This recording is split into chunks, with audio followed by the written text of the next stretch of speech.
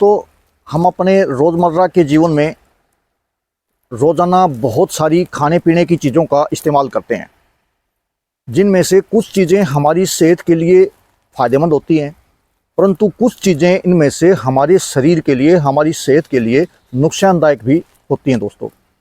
तो आज मैं इन्हीं में से कुछ ऐसी ख़ास चीज़ों के बारे में आपको बताऊंगा, जिनको खाने से हमें कई बार बहुत ज़्यादा नुकसान भी हो सकता है, और अगर इनका बहुत ज़्यादा इस्तेमाल हम कर लें तो कई बार हमारी मृत्यु भी हो सकती है।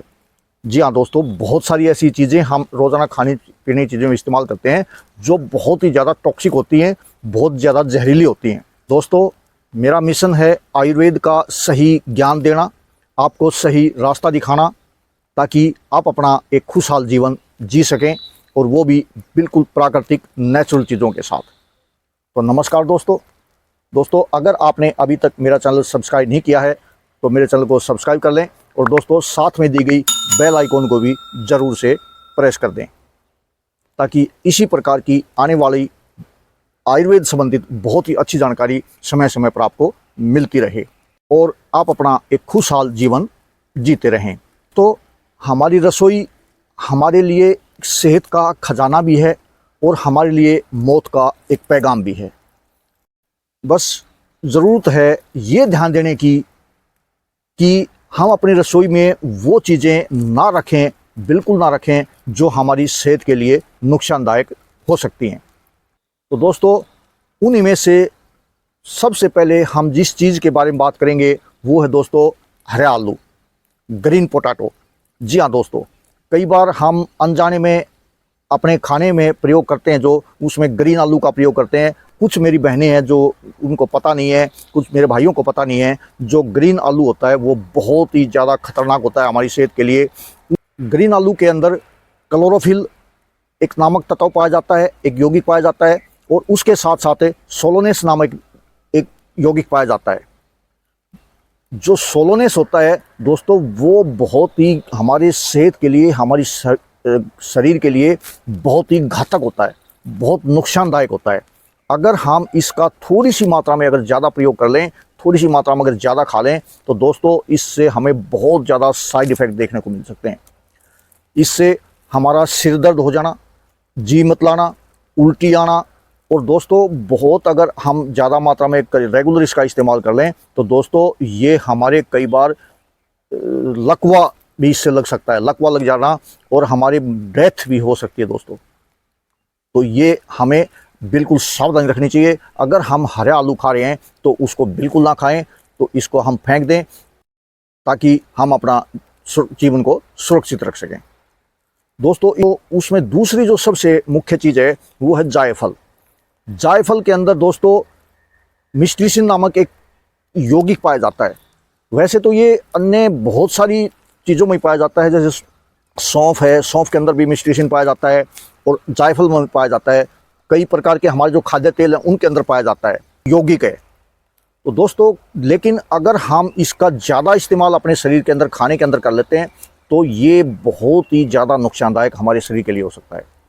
तो दोस्तों, हमें बिल्कुल ये ध्यान रखना चाहिए ये कि हमें जायफल का जो है ज़्यादा इस्तेमाल अपने खाने में नहीं करना चाहिए। वैसे हम इसका प्रयोग अपने सब्जी के अंदर मसालों के रूप में बहुत बार करते हैं, लेकिन अगर इसका ज़्यादा इस्तेमाल कर लिया जाए तो ये हमारी सेहत के लिए नुकसानदायक हो सकता है।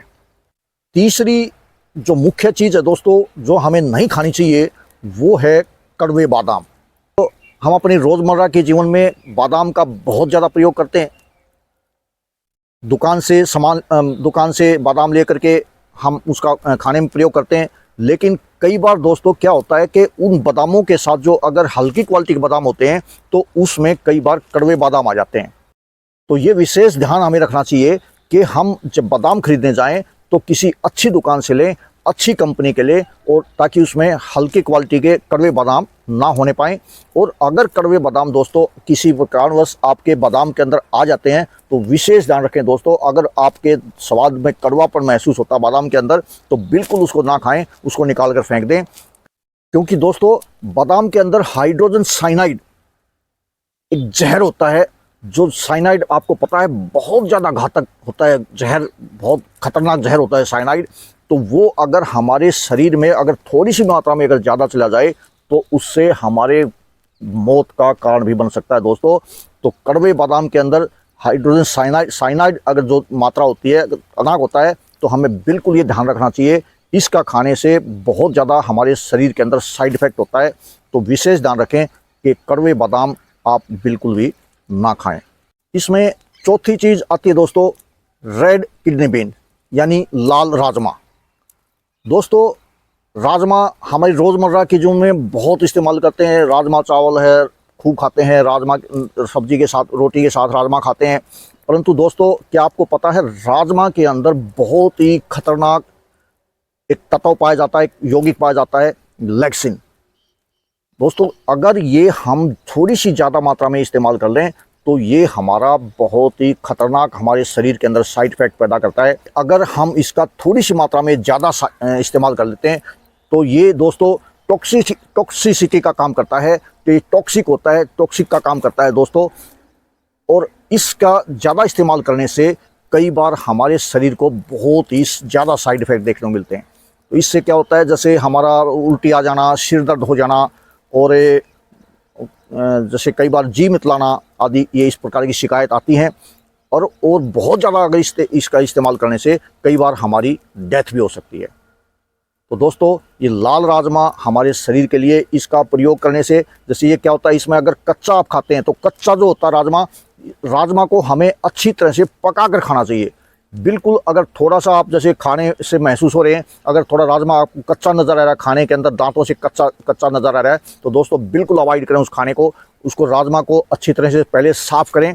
साफ़ करने के बाद उसको अच्छी तरह से धो करके और उसको बिल्कुल सी अच्छी तरह से कुक करने के बाद, अच्छी तरह पकाने के बाद जब राजमा अच्छी तरह से आपका गल जाए तो ही उसका उपयोग करना है।